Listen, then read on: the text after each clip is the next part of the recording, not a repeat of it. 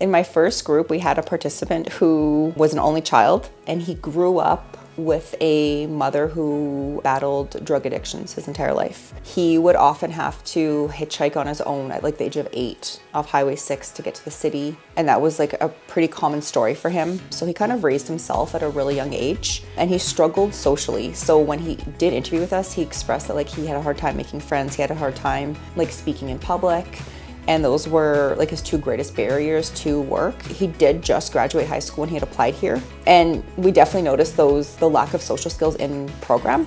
But he did continue showing up. He continued pushing through them and challenging himself. There was a time where he was in between program and work placement. So we had hired him on here in like the interim.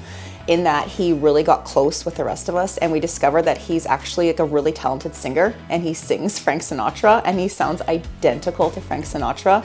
He blew all of our minds. He blew Kimber's mind, who's a professional singer. And then I don't quite remember how this happened, but we also discovered he's an incredible at limbo, doing the limbo.